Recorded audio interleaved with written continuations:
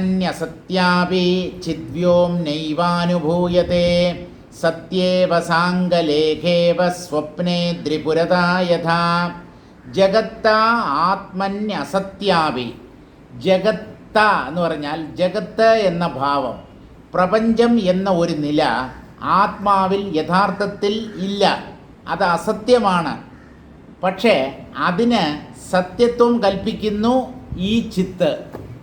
ചിത്ത് തന്നിൽ വാസ്തവത്തിൽ ഇല്ലാത്ത ഒരു പ്രപഞ്ചത്തെ ഉള്ളതുപോലെ അനുഭവിക്കുന്നു.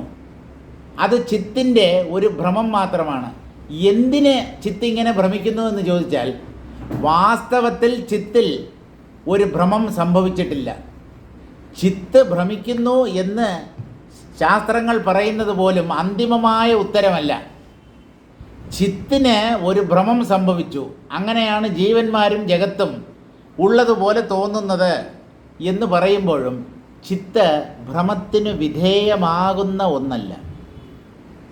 ജ്ഞാനം സ്വരൂപമായിട്ടുള്ള സർവാത്മാവായ സർവശക്തമായ ആ പ്രപഞ്ച അധിഷ്ഠാനം എങ്ങനെയാണ് ഒരു ഭ്രമത്തിന് വിധേയമായത്? ഈ ചോദ്യത്തിന് യുക്തിയുക്തമായ ഒരു മറുപടി നൽകാൻ വേദാന്ത ശാസ്ത്രത്തിന് പോലും സാധ്യമല്ല. പിന്നെ എന്തിനിങ്ങനെ പറയുന്നു എന്ന് ചോദിച്ചാൽ, ചിത്തിൽ അനാദിയായി സംഭവിക്കുന്ന ഒരു ഭ്രമമോ ഇന്ദ്രജാലമോ ആണ് ഈ പ്രപഞ്ചം. ഇതിന് നിങ്ങൾ വാസ്തവികത കൽപ്പിക്കണ്ട എന്ന് പറയാൻ വേണ്ടിയാണ് ഇങ്ങനെയൊക്കെ പറയുന്നത്. ജഗത്ത് ആത്മന്യ അസത്യാപി ചിദ്വ്യോംനൈവാനുഭൂയത്തെ.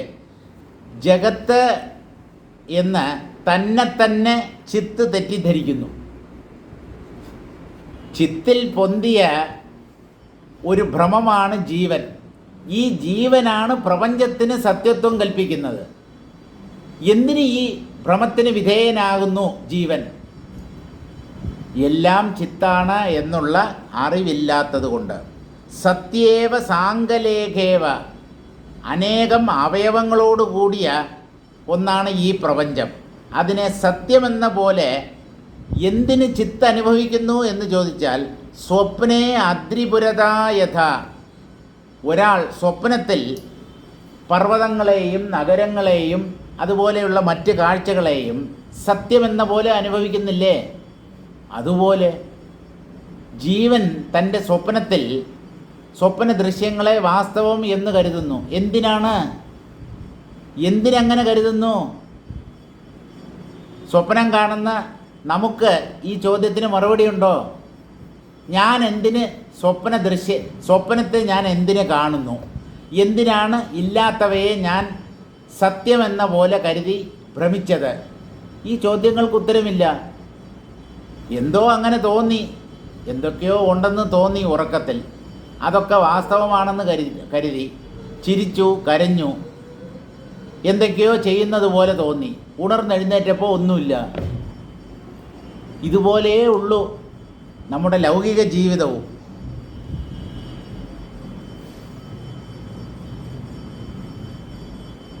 ഈ ഭേദചിന്തയാണ് വാസ്തവത്തിൽ ദൂരീകരിക്കപ്പെടേണ്ടത്. ചിത്തിൻ്റെ സ്വഭാവമാണ് പ്രപഞ്ചമായി കാണപ്പെടുക എന്നുള്ളതിരിക്കട്ടെ, പക്ഷേ ഒരു വിവേകി ഇത് ചിത്താണ് എന്നെന്തുകൊണ്ട് തീരുമാനിക്കുന്നില്ല? അവൻ്റെ വിചാരശേഷിയെ എന്തുകൊണ്ട് വേണ്ടവണ്ണം വിനിയോഗിക്കുന്നില്ല?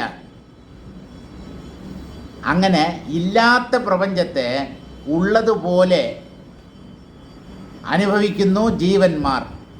ഈ ദൃശ്യം എന്ന് പറയുന്നത് ഒരു പിശാചാണ്. പിശാച് എന്ത് ചെയ്യുന്നു പറഞ്ഞാൽ ആദ്യം ഭയപ്പെടുത്തും. ചോര കുടിക്കുന്നൊക്കെ പറയുന്നത് വെറുതെയാണ്. കാരണം അങ്ങനെ ഒന്നുമില്ല. ദൃശ്യമാണ് നമ്മുടെ മുമ്പിൽ എപ്പോഴും പ്രകാശിച്ച് നിൽക്കുന്ന പിശാച്. ഈ ദൃശ്യത്തിന് നമ്മളാണ് സത്യത്വം കൽപ്പിക്കുന്നത്. എന്നിട്ട് അതെന്നെ ഭയപ്പെടുത്തുന്നു. ഈ ദൃശ്യം എന്നെ വെട്ടിലാക്കുന്നു, അല്ലെങ്കിൽ ദൃശ്യം എന്നെ അസ്വസ്ഥനാക്കുന്നു, എന്നെ ദുഃഖിപ്പിക്കുന്നു. ഇതൊക്കെ ജീവൻ അജ്ഞാനി ആയതുകൊണ്ട് പറയുകയാണ്. ഈ അജ്ഞാനത്തെ നശിപ്പിച്ചു കഴിഞ്ഞാൽ ദൃശ്യങ്ങൾ കൊണ്ട് ഒരിക്കലും ബാധിക്കപ്പെടില്ല. ദൃശ്യങ്ങളാൽ അബാധിതമായ ഒരവസ്ഥ ജീവന് സ്വപ്രയത്നത്തിലൂടെ നേടാൻ പറ്റും. അങ്ങനെ സ്വന്തം പരിശ്രമം കൊണ്ട് നേടേണ്ടതാണ് ഈ ആത്മാനുഭവം. തത്വവിചാരത്തിലൂടെയാണ് അതിനെ നേടേണ്ടത്. അസതോ നിരവയവസ്യാപി സൻ സാവയവ ഇത്യനുഭവ സ്വപ്നവതത്രോപവാദനീയ ഇത്യാഹ.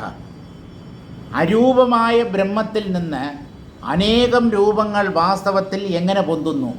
സൂര്യചന്ദ്രാദി ദൃശ്യങ്ങൾ ഉൾപ്പെടെ അത്ഭുതകരമായ പലതും ഈ പ്രപഞ്ചത്തിൽ ജീവന്മാർ അനുഭവിക്കുന്നു. ഇതൊക്കെ അരൂപമായ ബ്രഹ്മത്തിൽ നിന്ന് എങ്ങനെ പൊന്തുന്നു എന്ന് ചോദിച്ചാൽ സ്വപ്നം പോലെ. സ്വപ്നത്തിൽ ഒരാൾക്ക് എന്തിനേയും അനുഭവിക്കാൻ പറ്റും. എന്തിനേയും ഉള്ളതുപോലെ ഒരാൾക്ക് സ്വപ്നത്തിൽ അനുഭവിക്കാൻ കഴിയും.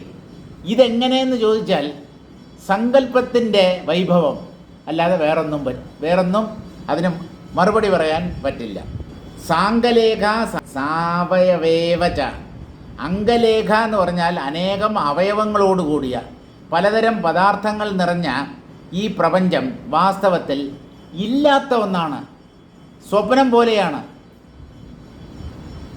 ഇതിന് സത്യത്വം കൽപ്പിക്കുന്നത് ചിദംശമായ ജീവന്മാരാണ്. അപ്പോൾ ഈ സത്യത്വം കൽപ്പിക്കുന്ന ബുദ്ധി അല്ലെങ്കിൽ സത്യത്വം കൽപ്പിക്കുന്ന ഏർപ്പാട് ഉപേക്ഷിച്ചാൽ ഈ പ്രപഞ്ചം ഇല്ലാത്തതാണ് എന്ന് കുറേ ചിന്തിച്ചു കഴിഞ്ഞാൽ തന്നെ മനസ്സിലാകും. ആകാരികാരണാഭാവാജാതം കാര്യം ന കിഞ്ചന മഹാപ്രളയ ചിദ്വ്യോംനി ചിത്സ്ഥിതേത്ഥമിദന്തയാ. ആകാരികാരണാഭാവാത്. പ്രപഞ്ചത്തിന് ഒരു രൂപമുണ്ട്, നിശ്ചിതമായ ആകൃതിയുള്ള പദാർത്ഥങ്ങളാണ് ഈ പ്രപഞ്ചത്തിലുള്ളത്. വൈവിധ്യം പ്രപഞ്ചത്തിലാണ് കാണപ്പെടുന്നത്. ഇപ്പോൾ ഈ രൂപങ്ങളോടുകൂടിയ പദാർത്ഥങ്ങൾ രൂപമില്ലാത്ത ബ്രഹ്മത്തിൽ നിന്ന് ഉദ്ഭവിച്ചു എന്നാണ് വേദാന്ത ശാസ്ത്രം പറയുന്നത്. രൂപമില്ലാത്തതിൽ നിന്ന് എങ്ങനെയാണ് രൂപങ്ങളോടുകൂടിയവ പൊന്തുക? സാധ്യമല്ല. കാരണത്തിലില്ലാത്ത ഒരു സ്വഭാവം കാര്യത്തിൽ പ്രകടമാവാൻ പറ്റില്ല. കാരണം അരൂപമാണെങ്കിൽ കാര്യങ്ങളും അരൂപമായേ പറ്റൂ. കാരണം രൂപത്തോടു കൂടിയ ഒന്നാണെങ്കിൽ കാര്യങ്ങളിലും ആ രൂപം എന്നുള്ള ഭാവം തുടർന്ന് നിൽക്കും. ആകാരികാരണാഭാവാത്. രൂപത്തോടു കൂടിയ ഒരു കാരണം ഈ പ്രപഞ്ചത്തിനില്ല. കാരണം പ്രപഞ്ചത്തിൻ്റെ കാരണം ബ്രഹ്മമാണ്, അത് രൂപമില്ലാത്തതാണ്. അതിൽ നിന്ന് രൂപത്തോടു കൂടിയ ഒരു കാര്യം യഥാർത്ഥത്തിൽ ഉണ്ടാവാൻ പറ്റില്ല. അതുകൊണ്ട് ഈ പ്രപഞ്ചം മിഥ്യ തന്നെയാണ് എന്ന് തീരുമാനിക്കാൻ കഴിയണം. ബ്രഹ്മത്തിന് രൂപമില്ലാത്തത് കൊണ്ട് അതിൽ നിന്നാണ് പ്രപഞ്ചം ഉണ്ടായിരിക്കുന്നത് എന്നുള്ളത് കൊണ്ടും ഈ രൂപങ്ങൾ വാസ്തവമല്ല എന്ന് തീരുമാനിക്കണം. മഹാപ്രളയ ചിദ്വ്യോംനി. മഹാപ്രളയത്തിൽ എന്ന് പറഞ്ഞാൽ ഈ പ്രപഞ്ച നാമരൂപങ്ങളെല്ലാം ലയിച്ചു പോകുന്ന ഒരവസ്ഥയുണ്ട്. അതിനെയാണ് മഹാപ്രളയം എന്ന് പറയുന്നത്. ആ മഹാപ്രളയത്തിൽ രൂപമില്ലാത്ത ചിത്ത് മാത്രമേ ബാക്കിയുണ്ടാവൂ. അതേ ചിത്ത് എന്ന് പറഞ്ഞാൽ രൂപമോ നാമമോ ഒന്നുമില്ലാത്ത ആ കേവലമായ ബോധം തന്നെയാണ് ഇപ്പോൾ നിങ്ങളുടെ മുന്നിൽ അനേകം രൂപങ്ങളോടുകൂടിയ പ്രപഞ്ചമായി പ്രകാശിക്കുന്നത്. ഇത് ഉൾക്കൊള്ളാൻ പ്രയാസമാണ്. ഉൾക്കൊള്ളാൻ പ്രയാസമായതുകൊണ്ടല്ല, ഉൾക്കൊള്ളണം എന്ന് നമുക്ക് ഒരു നിർബന്ധമില്ല. ഞാൻ ഇന്ദ്രിയങ്ങളും മനസ്സും കാണിച്ചു തരുന്ന കാഴ്ചകളിൽ ഭ്രമിച്ചേ അടങ്ങൂ. ഞാൻ ഇതിനപ്പുറമുള്ള ഒരു സത്യത്തെ അംഗീകരിക്കുകയില്ല. അങ്ങനെ ഒരു പിടിവാശി നമ്മുടെ ഉള്ളിലുണ്ട്. ഇന്ദ്രിയങ്ങൾക്കും മനസ്സിനും നമ്മൾ അമിത പ്രാധാന്യം നൽകുന്നു. ആ സ്വഭാവത്തെ ഉപേക്ഷിച്ചാൽ തത്വവിചാരത്തിലേക്ക് തിരിയും. അങ്ങനെ തിരിയുമ്പോൾ ശാസ്ത്രങ്ങൾ ഈ പ്രപഞ്ചം മിഥ്യയാണ് എന്ന് പറയുന്നത് എന്തുകൊണ്ട് എന്നുള്ള കാര്യം വ്യക്തമാവുകയും ചെയ്യും. ഇപ്പോൾ രൂപരഹിതമായ ചിത്ത് തന്നെയാണ് അനേകം രൂപങ്ങൾ നിറഞ്ഞ ഈ പ്രപഞ്ചം എന്ന പോലെ പ്രകാശിക്കുന്നത്. ഇത് നമ്മൾ അംഗീകരിച്ചാൽ ശരി, ഇല്ലെങ്കിൽ ശരി, ഇത് തന്നെയാണ് വാസ്തവം. തത്ര അഹന്താധ്യാസേന അനുഭവം പ്രപഞ്ചയതി അഹമിതി. ഇടയ്ക്ക് ഒരു ശ്ലോകം വിട്ടുപോയി, അത് വായിക്കും. അഹമദ്രിരഹം രുദ്രസമുദ്രോഹമഹം വിരാട് ചേത്യതേഖേ ചിതൈവേദി സ്വപ്നേ ദ്രിപുരതാ യഥാ. കാരണം 2 ശ്ലോകങ്ങൾ ഒരേപോലെ അവസാനിക്കുന്നത് കൊണ്ടാണ് ഒരു ശ്ലോകം നമ്മൾ ചാടിപ്പോയത്. 2ൻ്റെയും അവസാനം ഒരേപോലെയാണ്. അഹം അദ്രിരഹം രുദ്രഹ, പർവ്വതമായി കാണപ്പെടുന്നതും ഞാൻ തന്നെ, രുദ്രനായി തീർന്നതും ഞാൻ തന്നെ, സമുദ്രവും ഞാൻ തന്നെ, വിരാട് പുരുഷനും ഞാൻ തന്നെ. ഇതെല്ലാമായി തീർന്നിരിക്കുന്നത് ഞാനാണ്. ചിദാകാശത്തിൽ വെറുതെ ഉണ്ടെന്ന് തോന്നുന്ന കാഴ്ചകൾ എല്ലാം വാസ്തവത്തിൽ ചിത്ത് തന്നെയാണ്. ഈ ഒരു തീരുമാനമാണ് ജീവന്മാർ എടുക്കേണ്ടത്. സ്വപ്നേ അദ്രിപുരതാ യഥ. സ്വപ്ന ദൃശ്യങ്ങൾ മിഥ്യയാണ്. അവിടെ വാസ്തവത്തിൽ വസ്തുക്കളോ വ്യക്തികളോ ദൃശ്യങ്ങളോ ഒന്നും തന്നെയില്ല. വെറുതെ ഉള്ളതുപോലെ ഭ്രമിക്കുന്നു.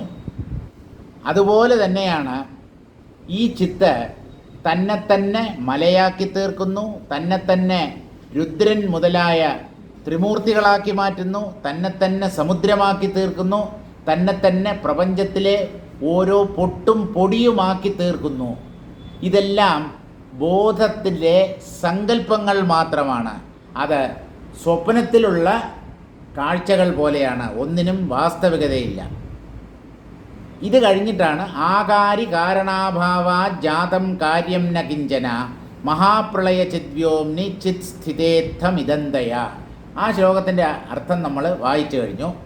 ഇനി ഇതിൻ്റെ വ്യാഖ്യാനം വായിക്കാം. ചിത് അനുഭവ ഏവ സർഗ ഇതി കിമർത്ഥം വർണ്യതേ.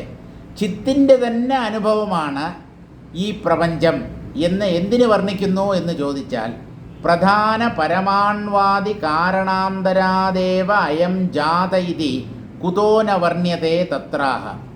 സാങ്ഖ്യ സിദ്ധാന്തത്തിൽ പ്രധാനം എന്നൊരു തത്വത്തെക്കുറിച്ച് പറയുന്നുണ്ട്. ആ പ്രധാനത്തിൽ നിന്ന് പൊന്തിയതാണ് ഈ പ്രപഞ്ചം. ഇത് സാങ്ഖ്യ സിദ്ധാന്തമാണ്. ഇനി പരമാണുക്കളിൽ നിന്ന് രൂപപ്പെട്ടതാണ് ഈ പ്രപഞ്ചം. അത് വൈശേഷിക സിദ്ധാന്തമാണ്. കണാദ മഹർഷിയുടെ വാദമാണ് ഈ വൈശേഷികം എന്ന് പറയുന്നത്.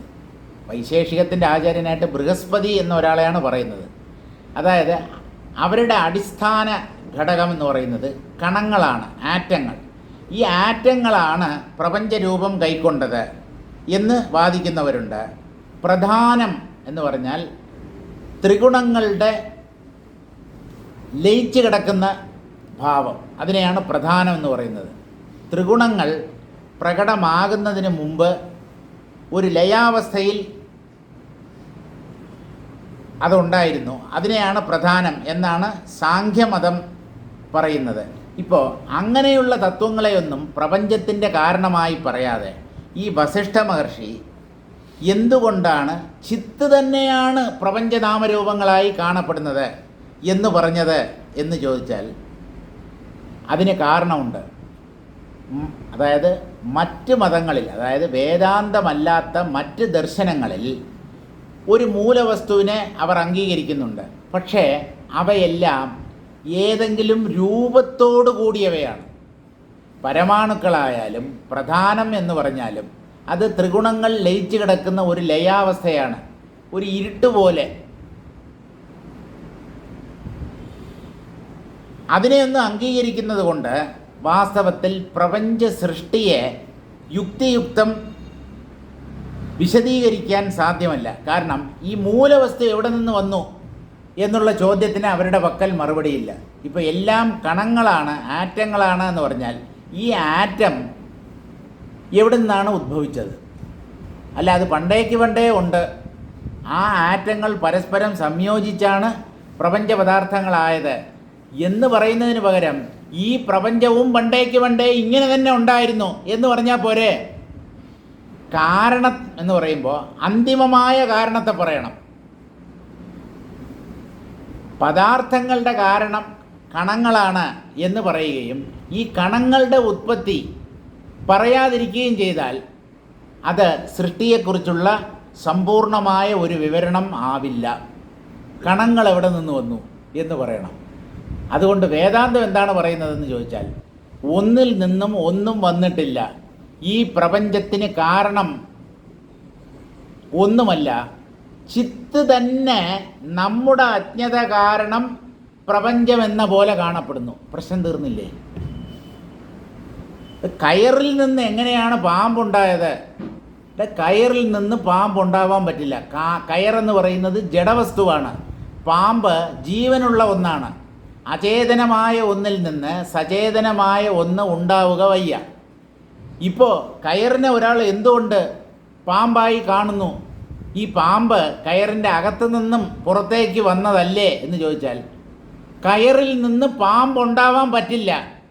പിന്നെ ഞാൻ കാണുന്ന കയറെന്താ, ഞാൻ കാണുന്ന പാമ്പ് എന്താണെന്ന് ചോദിച്ചാൽ, കയറിനെ നിങ്ങൾ വേണ്ടവണ്ണം അറിയാത്തത് കൊണ്ട് കയറിനെ തന്നെ പാമ്പെന്ന പോലെ കാണുന്നു. കഴിഞ്ഞു, അത്രയേ ഉള്ളൂ. പ്രപഞ്ചത്തെ ബോധമായി നിങ്ങൾക്ക് കാണാൻ കഴിഞ്ഞാൽ, എന്തുകൊണ്ടെന്നാൽ അതാണ് സത്യം. നാമരൂപങ്ങളായി പ്രകടമായിരിക്കുന്നത് ബ്രഹ്മമാണ് എന്ന് നിങ്ങൾക്ക് കാണാൻ കഴിഞ്ഞാൽ പ്രപഞ്ചത്തിൻ്റെ ഉത്പത്തി അന്വേഷിക്കേണ്ട കാര്യമേ ഇല്ല. അത് തന്നെയാണിത്. അതിൽ നിന്ന് വന്നതല്ല, അത് ഇതായി മാറിയിട്ടുമില്ല. അത് തന്നെയപ്പാ ഇത്. എൻ്റെ ഉള്ളിലെ അജ്ഞാനമാണ് പ്രപഞ്ചത്തെ,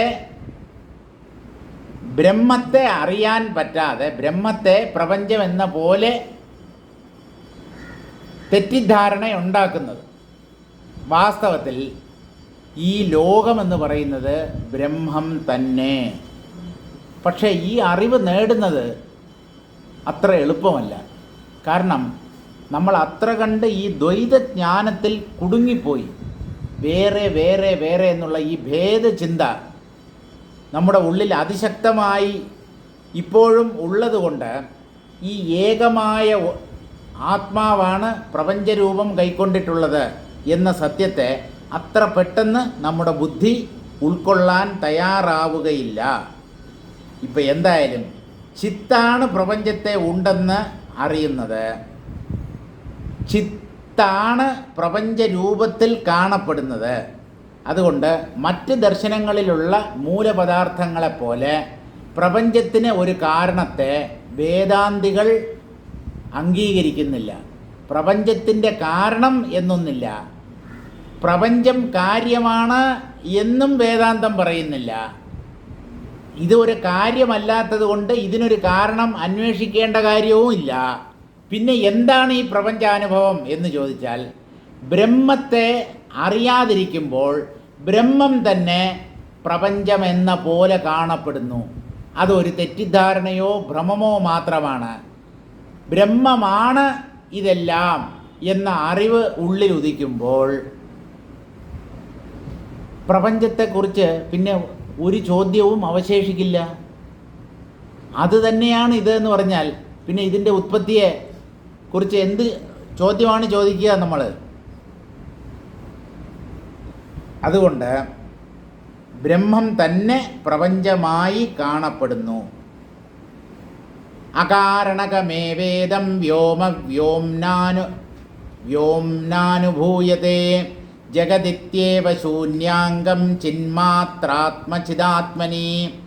അകാരണമായി പ്രത്യക്ഷപ്പെട്ട ഒന്നാണ് ഈ പ്രപഞ്ചം. അതായത് ഈ പ്രപഞ്ചത്തിൻ്റെ ഉത്പത്തിക്ക് യുക്തിയുക്തമായ ഒരു കാരണം കണ്ടുപിടിക്കാൻ പറ്റില്ല. അതുകൊണ്ടാണ് യുക്തിഹീന പ്രകാശസ്യ സംജ്ഞാ മായ എന്ന് പറയുന്നത്. ഈശ്വരൻ പ്രപഞ്ചത്തെ സൃഷ്ടിച്ചു എന്നുള്ള വാദത്തെ അംഗീകരിക്കുന്നത് കൊണ്ട് എന്താണ് ദോഷം എന്ന് ചോദിച്ചാൽ, ഈശ്വരൻ പ്രപഞ്ചത്തെ സൃഷ്ടിച്ചു എന്ന് അംഗീകരിക്കാം. പക്ഷേ എന്തിന് എന്നുള്ള ചോദ്യത്തിനൂടെ നിങ്ങൾ മറുപടി പറയൂ. എന്തിനാണ് ഈ ജഡനാമരൂപങ്ങളെ ഈശ്വരൻ സൃഷ്ടിച്ചത്? അല്ല, ജീവന്മാരുടെ ഭോഗത്തിന് വേണ്ടി എന്ന് പറയുന്നുണ്ടല്ലോ. ജീവന്മാരുടെ ഭോഗത്തിന് വേണ്ടി സൃഷ്ടിക്കപ്പെട്ടതാണ് ഈ പ്രപഞ്ചം എന്ന് പറയുമ്പോഴും നമ്മളിവിടെ ഭോഗമല്ല, രോഗമാണ് അനുഭവിക്കുന്നത്. നമ്മൾ ദുഃഖമാണ് ഏറ്റവും കൂടുതൽ അനുഭവിക്കുന്നത്. സുഖം വളരെ കുറച്ചേ ഉള്ളൂ. ഇങ്ങനെ നമ്മെ ദുഃഖിപ്പിക്കാൻ വേണ്ടി, നമുക്ക് ദുരിതവും കഷ്ടവും മാത്രം സമ്മാനിക്കാൻ വേണ്ടി ഒരു പ്രപഞ്ചത്തെ ദൈവം എന്തിനു സൃഷ്ടിച്ചു? അദ്ദേഹം അത്ര നിഷ്ഠുരനാണോ, നിർദ്ദയനാണോ, കണ്ണിച്ചോരയില്ലാത്തവനാണോ ഈ ദൈവം? ഈ ദൈവമാണ് പ്രപഞ്ചത്തെ സൃഷ്ടിച്ച് നമ്മെ ഇങ്ങോട്ട് പറഞ്ഞയച്ച് നമ്മളെ ദുഃഖത്തിൽ ആഴ്ത്തുന്നത് എന്ന് കരുതിയാൽ ആ ദൈവത്തോട് തന്നെ ഈ ദുഃഖത്തെ നീക്കിത്തരണം എന്ന് പ്രാർത്ഥിക്കുന്നത് കൊണ്ട് വല്ല പ്രയോജനമുണ്ടോ? ഞാൻ ഹാർഷായി സംസാരിക്കുന്നു എന്ന് വിചാരിക്കരുത്. നിങ്ങൾക്ക് ബുദ്ധിമുട്ടുണ്ടെങ്കിൽ ദൈവത്തോട് പ്രാർത്ഥിക്കാം. ദൈവമേ, എൻ്റെ കഷ്ടതകളൊക്കെ മാറ്റിത്തരണേ, എൻ്റെ ദുഃഖങ്ങളിൽ നിന്ന് കരകയറ്റണേ എന്ന് പ്രാർത്ഥിക്കാം. ആരുടെയെങ്കിലും മുമ്പിൽ ചെന്ന് കരയുമ്പോൾ ഒരു ആശ്വാസം കിട്ടുമല്ലോ, അത്രയേ ഉള്ളൂ. അല്ലാതെ ജീവന്മാരുടെ ദുഃഖത്തിന് ശാശ്വതമായ പരിഹാരം സംഭവിക്കുന്നില്ല, കിട്ടുന്നില്ല. അതെന്തുകൊണ്ടെന്ന് ചോദിച്ചാൽ, ഈശ്വരൻ ആര്, പ്രപഞ്ചം എന്ത്, ഞാൻ ആര്? ഈ അടിസ്ഥാനപരങ്ങളായ 3 ചോദ്യങ്ങൾക്ക് ജീവൻ ഉത്തരം കണ്ടെത്താൻ ശ്രമിക്കുന്നില്ല. ഈ അറിവില്ലായ്മ അല്ലെങ്കിൽ അജ്ഞാനമാണ് ജീവൻ്റെ പ്രശ്നങ്ങൾ അകന്നു പോകാതിരിക്കാൻ മുഖ്യ കാരണം. ജീവൻ്റെ പ്രശ്നങ്ങൾ തീരാതെ തുടർന്ന് നിൽക്കാൻ കാരണം ഈ അറിവില്ലായ്മ ഉള്ളിൽ അവശേഷിക്കുന്നത് കൊണ്ടാണ്. അതുകൊണ്ട് ആ അജ്ഞാനത്തെ നശിപ്പിക്കുകയല്ലാതെ ശാന്തിക്കും സുഖത്തിനും വേറെ മാർഗമില്ല. അകാരണകമേ വേദം വ്യോമ. ഈ ചിത്ത എന്ന് പറയുന്നത് ആകാശം പോലെ അതിസൂക്ഷ്മവും വ്യാപകവുമായ ഒന്നാണ്. ആ ബോധാകാശത്തിൽ ഒരു കാരണവുമില്ലാതെ ബോധത്തിൽ തന്നെ ഉള്ളതുപോലെ തോന്നുന്നു. ആർക്കാ തോന്നുന്നത്? ഈ ആത്മാവിന് തന്നെ. ഇത് എവിടെയാ തോന്നുന്നത്? അദ്ദേഹത്തിൽ തന്നെ. തന്നിൽ തന്നെ താനല്ലാത്ത മറ്റു പലതും ഉണ്ടെന്ന് താൻ തന്നെ അനുഭവിക്കുമ്പോൾ ഇതിന് എന്ത് കാരണമാണ് പറയുക? തൻ്റെ ഒരു അബദ്ധം, തനിക്ക് പറ്റിയ ഒരു അബദ്ധം, തനിക്ക് പറ്റിയ ഒരു അമളി എന്ന് മാത്രമേ ഈ പ്രപഞ്ചാനുഭവത്തെ വിലയിരുത്താൻ കഴിയുകയുള്ളൂ. അകാരണകമായി എന്ന് പറഞ്ഞാൽ ഒരു കാരണവുമില്ലാതെ തോന്നുന്നതാണ് ഈ പ്രപഞ്ചം. ഈ പ്രപഞ്ചത്തിന് പ്രപഞ്ച സൃഷ്ടിക്ക് വ്യക്തമായ ഉദ്ദേശ്യ ലക്ഷ്യങ്ങളില്ല. ഇതാണ് മായ, ഭ്രമം എന്ന് വേദാന്തം പറയാൻ കാരണം. എന്ത് പ്രയോജനമാണ് ഈ സൃഷ്ടി നടത്തിയത് കൊണ്ട് ഈശ്വരനുണ്ടാവുന്നത്? അപ്പോൾ യുക്തിയുക്തമായ ഒരു വിശദീകരണം പ്രപഞ്ച സൃഷ്ടിക്ക് നൽകാൻ പറ്റുന്നില്ല. ജഗതിത്യേവ ശൂന്യാംഗം, അവയവങ്ങളൊന്നുമില്ലാത്ത കേവല ബോധമാണ് അനേകം രൂപങ്ങളോടുകൂടിയ പ്രപഞ്ചമായി കാണപ്പെടുന്നത്. അത് ചിത്ത് തന്നിൽ തന്നെ ഉണ്ടെന്ന് കരുതുന്ന ഒരു തെറ്റിദ്ധാരണയോ ഭ്രമമോ മാത്രമാണ്. അല്ലാതെ ഈ പ്രപഞ്ചത്തെക്കുറിച്ച് തലപുകഞ്ഞ് ആലോചിക്കേണ്ട കാര്യമില്ല. പ്രപഞ്ചത്തെ അന്വേഷിച്ച് ബുദ്ധിമുട്ടുകയും വേണ്ട. ഇത് ദ്രഷ്ടാവിന് തോന്നുന്ന ഒരു ഭ്രമമാണ്. അജ്ഞാനമാണ് ഈ പ്രപഞ്ചം തുടർന്ന് നിലനിൽക്കാൻ കാരണം. ഇത് ഭ്രമമാണെങ്കിൽ കുറച്ചു നേരം പ്രകാശിച്ചിട്ട് ഇതെന്തുകൊണ്ട് മാഞ്ഞു പോകുന്നില്ല എന്ന് ചോദിച്ചാൽ അജ്ഞാനം ഉള്ളിൽ ബാക്കി നിൽക്കുന്നു. അതുകൊണ്ട് ഈ പ്രപഞ്ചം വാസ്തവമാണെന്ന ചിന്ത നമ്മുടെ ഉള്ളിൽ നിന്ന് നീങ്ങാതെ നിൽക്കുന്നു. ശൂന്യാംഗം നിരവയവം, അവയവമില്ലാത്ത ആത്മാവാണ് അവയവങ്ങളോടുകൂടിയ പ്രപഞ്ചം എന്ന പോലെ കാണപ്പെടുന്നത്. സർവയേവ ജഡാജീർണാ ദർപ്പണായിവ ജന്തവഃ സമീപഗത ഏവാന്തഃ കുർവതസ്തു വിചാരണം. എല്ലാ ജീവന്മാരും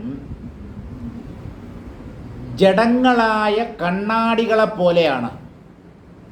ജീവൻ്റെ ഉള്ളിലുള്ള മനസ്സ്, അന്ധഃകരണം എന്ന് പറയുന്നത് എന്തിനേയും അനായാസം പ്രതിഫലിപ്പിക്കാൻ കഴിവുള്ള ഒന്നാണ്. എന്തും ഈ അന്ധഃകരണത്തിൽ ഒരു പ്രയാസവും കൂടാതെ പ്രതിഫലിക്കും. ജീർണിച്ചു പോകുന്ന കണ്ണാടികളാണ് ജീവന്മാർ എന്ന് പറഞ്ഞാൽ കണ്ണാടിയുടെ ഉള്ളിൽ കാണപ്പെടുന്ന കാഴ്ചകൾ വാസ്തവമല്ല. അവയൊക്കെ നിഴലുകൾ മാത്രമാണ്. ജീവൻ്റെ ഉള്ളിൽ അനുഭവപ്പെടുന്ന ഒരു നിഴലാണ് ഈ പ്രപഞ്ചം. ഇതിനെ സത്യമെന്ന് കരുതുന്നത് ജീവന്മാർ അജ്ഞാനികളായതുകൊണ്ടാണ്. അപ്പോൾ എന്തിനേയും ഇന്ദ്രിയങ്ങളിലൂടെയും മനസ്സിലൂടെയും ഒപ്പിയെടുക്കാനുള്ള ഒരു കഴിവ് ജീവന്മാർക്കുണ്ട്. അപ്പോൾ ആ ദൃശ്യങ്ങൾക്ക് സത്യത്വം ജീവന്മാർ കൽപ്പിക്കുന്നു. ഇങ്ങനെ ദർപ്പണങ്ങളെപ്പോലെ, കണ്ണാടികളെപ്പോലെയാണ് ജീവന്മാർ. സമീപഗത ഏവ അന്തഃകുർവതഃ, തൻ്റെ അടുത്തിരിക്കുന്ന, അതുപോലെ വിദൂരതയിലുള്ള എന്തിനേയും ഒരു കണ്ണാടി എങ്ങനെയാണോ നിഴലിൻ്റെ രൂപത്തിൽ തൻ്റെ ഉള്ളിലാക്കുന്നത്, അതുപോലെ ഈ ജീവൻ വെറുതെ തോന്നുന്ന മനസ്സിൻ്റെ സങ്കല്പങ്ങളെ അതിനൊക്കെ സത്യത്വം കൊടുത്ത് അവയെ വാസ്തവം എന്ന് കരുതുന്നു. എന്നാൽ വിചാരം ചെയ്യുന്ന ഒരാൾക്ക് ഈ ദൃശ്യങ്ങളുടെ മിഥ്യാത്വം അനായാസേന മനസ്സിലാക്കാൻ കഴിയുകയും ചെയ്യും. സർവയേവ ജന്തവഃ ദർപ്പണാ ഇവ സ്വാന്തഃ പരികൽപ്പിത ജഗദ്ഭേദാഃ അപി, എല്ലാ ജീവന്മാരും കണ്ണാടികളെപ്പോലെ തൻ്റെ തന്നെ ഉള്ളിൽ ജഗത്തെന്ന നിഴലിനെ കാണുന്നു. കണ്ണാടി സചേതനമായ ഒന്നാണെന്ന് വിചാരിക്കുക. ഈ കണ്ണാടിയുടെ ഉള്ളിലാണല്ലോ ദൃശ്യങ്ങൾ കാണപ്പെടുക, അല്ലെങ്കിൽ പ്രതിബിംബങ്ങൾ കാണപ്പെടുക. അത് കണ്ണാടി സ്വയം അറിയുന്നുവെങ്കിൽ എന്തായിരിക്കും ആ കണ്ണാടിയുടെ അനുഭവം? എൻ്റെ ഉള്ളിൽ അനേകം ദൃശ്യങ്ങളെ ഞാൻ കാണുന്നു, പക്ഷേ ആ ദൃശ്യങ്ങളൊന്നും വാസ്തവമല്ല. കണ്ണാടിക്കുള്ളിൽ കാണപ്പെടുന്ന ദൃശ്യം എങ്ങനെ സത്യമാവും? അത് ഒരു പ്രതിബിംബമോ നിഴലോ മാത്രമാണ്. ഇതുപോലെ ചിത്ത് വെറുതെ സങ്കല്പത്തിലൂടെ ഉണ്ടെന്ന് തോന്നുന്ന ദൃശ്യങ്ങൾക്ക് സത്യത്വം കൽപ്പിക്കുന്നു, അങ്ങനെ ഭ്രമിക്കുന്നു. വിചാരാഭാവാത് സ്വരൂപദർശന അസാമർഥ്യാത് ജഡാഹ സന്തഹ വൃഥാ ജീർണാഹ. വിചാരത്തിൻ്റെ അഭാവം കൊണ്ട് എന്ന് പറഞ്ഞാൽ തത്വവിചാരം ചെയ്യാൻ ശക്തരല്ലാത്തത് കൊണ്ട്, അല്ലെങ്കിൽ തത്വവിചാരം ചെയ്യാനുള്ള ശക്തി ഉണ്ടായിട്ടും അതിന് തയ്യാറാവാത്തത് കൊണ്ട് ജീവന്മാർ വെറുതെ ജനിച്ചു മരിക്കുന്നു. ഒരാവശ്യവുമില്ല. ഈ ജനന മരണങ്ങൾ വാസ്തവത്തിൽ സത്യമല്ല.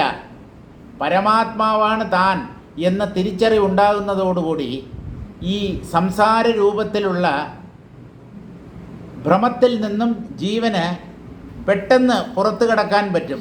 പക്ഷേ വിചാരം ചെയ്യാൻ തയ്യാറാവുന്നില്ല ജീവന്മാർ. സ്വരൂപ ദർശന അസാമർഥ്യാത്, തൻ്റെ സ്വരൂപം ആത്മാവാണ് എന്ന് കാണാൻ കഴിവില്ലാത്തവർ, അതിനുള്ള സാമർഥ്യം ഇല്ലാത്തവരായതുകൊണ്ട് ജഡങ്ങളെപ്പോലെ, ജഡങ്ങളെന്താണ്? ഉണ്ടാവുന്നു, കുറച്ചു കാലം ഉള്ളതുപോലെ നിലനിൽക്കുന്നു, പിന്നീട് അപ്രത്യക്ഷമാകുന്നു അല്ലെങ്കിൽ നശിക്കുന്നു. ഇതുപോലെ ജീവന്മാരും ജനിച്ച് ജീവിച്ച് മരിക്കുന്നു. ജഡങ്ങൾക്കും ഈ ജീവന്മാർക്കും തമ്മിൽ ഒരു വ്യത്യാസവുമില്ല. ജീവനുള്ള ജഡമാണ് ജീവന്മാർ. ജീവനുള്ള ജഡങ്ങൾ, എണീറ്റ് നടക്കുന്ന ശവങ്ങൾ എന്ന് പറയണം, ചലിക്കുന്ന ശവങ്ങൾ, അതാണ് ഓരോ ജീവശരീരവും. അകത്ത് പ്രാണൻ സ്പന്ദിക്കുന്നത് കൊണ്ടാണ് ഈ ജഡം ചലിക്കുന്നത്. ആ പ്രാണസ്പന്ദം നിലച്ചാൽ, അല്ലെങ്കിൽ ആ പ്രാണൻ ഈ ശരീരത്തെ വിട്ടകന്നാൽ, അപ്പോൾ ഇത് ശവമായി നിലംപതിക്കും. അപ്പോഴാണ് ബാക്കിയുള്ളവർ അലമുറയിട്ട് കരയുന്നത്, അയ്യോ പോയേ, എന്നെ വിട്ടേച്ച് പോയേ എന്ന്. ആരിട്ടേച്ച് പോകാൻ? തന്നെ ഇതുവരെ പിടിച്ചിട്ടേ ഇല്ല. പിടിച്ചാലല്ലേ പിടിവിട്ടിട്ട് പോയി എന്ന് കരയേണ്ട കാര്യമുള്ളൂ. ഇതൊക്കെ വെറുതെ ജീവൻ്റെ ഓരോ സങ്കല്പം. എനിക്ക് ഇന്നാരുണ്ട്, എനിക്ക് സുഹൃത്തുക്കളുണ്ട്, എനിക്ക് കുടുംബക്കാരുണ്ട്, അവരൊക്കെ എൻ്റെ പ്രശ്നങ്ങൾ പരിഹരിക്കും, എൻ്റെ സഹായത്തിന് ഓടിയെത്തും. ആരും എത്തില്ല.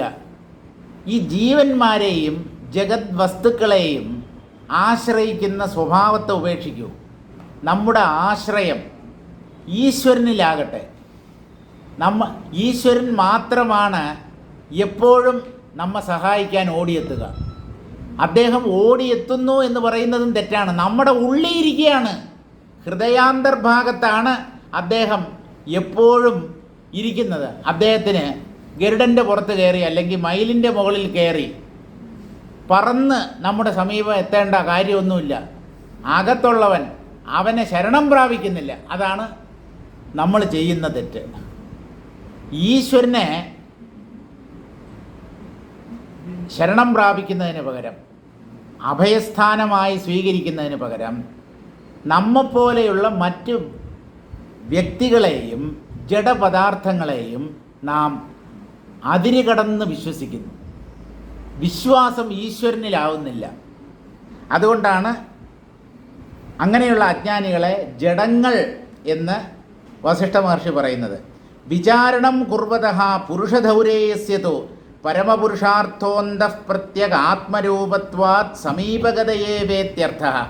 അങ്ങ് അകലെ എവിടെയോ ഉള്ള ഒന്നാണ് ഈശ്വരതത്വം എന്ന് വിചാരിച്ചാണ് നമ്മൾ ആകാശത്ത് നോക്കി പ്രാർത്ഥിക്കുന്നത്. മുകളിൽ ഈ വൈകുണ്ഠം കൈലാസമൊക്കെ എവിടെയാണ്? അങ്ങ് മുകളിൽ, ഉയരെ, മലയുടെ മുകളിൽ അല്ലെങ്കിൽ ശൂന്യാകാശത്തിൽ മുകളിൽ എവിടെയോ എന്നൊക്കെയാണല്ലോ നമ്മൾ വിചാരിക്കുന്നത്.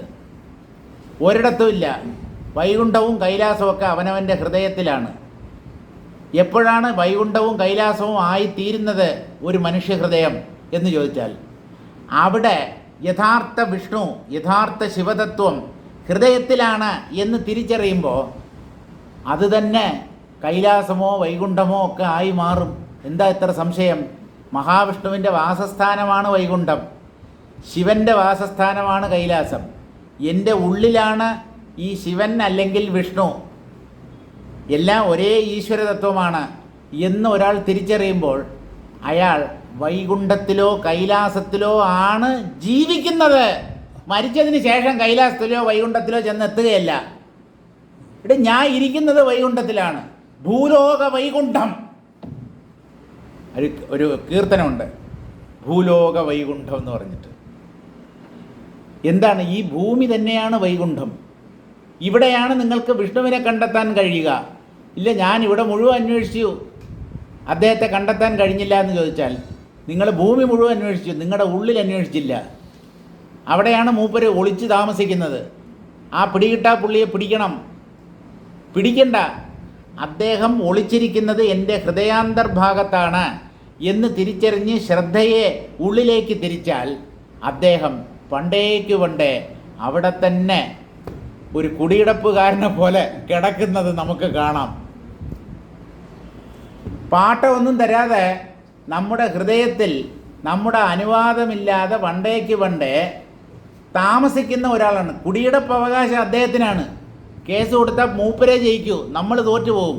അങ്ങേര് പറയും പണ്ടേ ഇവൻ്റെ ഹൃദയത്തിൽ ഞാൻ കുടിയേറി പാർത്തവനാണ്, അവൻ്റെ ഹൃദയം എന്നത് എൻ്റെ ഭൂമിയാണ് എന്ന് അദ്ദേഹം പറയും.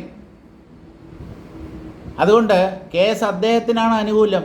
അതുകൊണ്ട് വെറുതെ ചെന്ന് കോടതിയിലൊന്നും കേസ് കൊടുത്തു കളയരുത്, ഈ ഹൃദയം എൻ്റേതാണെന്ന്. ആ വാദമൊന്നും നിലനിൽക്കില്ല. ഇപ്പോൾ ആത്മാവിനെ വിചാരം ചെയ്യുന്ന ഒരാൾ, അങ്ങനെയുള്ള ഒരു പുരുഷശ്രേഷ്ഠൻ, വിവേകിയായ ഒരു വ്യക്തി പരമപുരുഷാർത്ഥത്തെ നേടുക തന്നെ ചെയ്യുന്നു. അന്തഃപ്രത്യഗാത്മരൂപത്വാത്, മോക്ഷസ്വരൂപമായ ആത്മാവ് തന്നെയാണ് ഞാനായി പ്രകാശിച്ചിരുന്നത് എന്ന് അദ്ദേഹം തിരിച്ചറിയുമ്പോൾ അദ്ദേഹം ഏറ്റവും അടുത്ത ഒരുവനാണ്, എനിക്ക് വളരെ വേണ്ടപ്പെട്ടവനാണ്. ഭാര്യയ്ക്ക് ഭർത്താവിനേക്കാളും അതുപോലെ ഭർത്താവിന് ഭാര്യയെക്കാളും അടുത്തുള്ളത് അവനവൻ്റെ അന്തരാത്മാവാണ്. ആ ആത്മാവിനെ അന്വേഷിക്കാതെ മറ്റു പലരെയും ആശ്രയിച്ച് ജീവിതം പാഴാക്കി കളയുന്നു മനുഷ്യർ. ഏറ്റവും അടുത്തുള്ളത് ഏറ്റവും പ്രിയപ്പെട്ടതായിരിക്കും. ഏറ്റവും അടുത്തുള്ളത് താനായി പ്രകാശിക്കുന്നത്, അതിനേക്കാളും അടുത്ത ഒന്ന് മറ്റൊന്നുണ്ടാവാൻ പറ്റില്ലല്ലോ. താനായി വിളങ്ങുന്നത് അത് തന്നെയാണ് ഈ ആത്മാവ്. അത് ഏറ്റവും പ്രിയപ്പെട്ട ഒന്നായിരിക്കണം. നേദിഷ്ഠോ ഹൃദ്യതമഃ നേദിഷ്ഠോ ബ്രഹ്മണോ ഭവതി യ ഏവം വേദ. നമ്മൾ മന്ത്രങ്ങളിൽ പറയാറുണ്ട്, നേതിഷ്ഠ എന്ന് പറഞ്ഞാൽ ഏറ്റവും അടുത്തുള്ളവൻ. ഏറ്റവും അടുത്തുള്ളവൻ എന്ന് പറഞ്ഞാൽ എൻ്റെ തൊട്ടടുത്തുള്ളവൻ, എൻ്റെ തൊലിപ്പുറത്ത് ഒട്ടി നിൽക്കുന്നവൻ, അല്ല എൻ്റെ ഹൃദയത്തിൻ്റെ അകത്ത് വസിക്കുന്നവൻ, അതുമല്ല ഞാനായി പ്രകാശിക്കുന്നവൻ. അവനേക്കാൾ അടുത്ത മറ്റൊരാളും ഈ ഭൂമുഖത്ത് ഉണ്ടാവാൻ പറ്റില്ല. ആത്മാവ് തന്നെ ഞാനായി പ്രകാശിക്കുന്നു.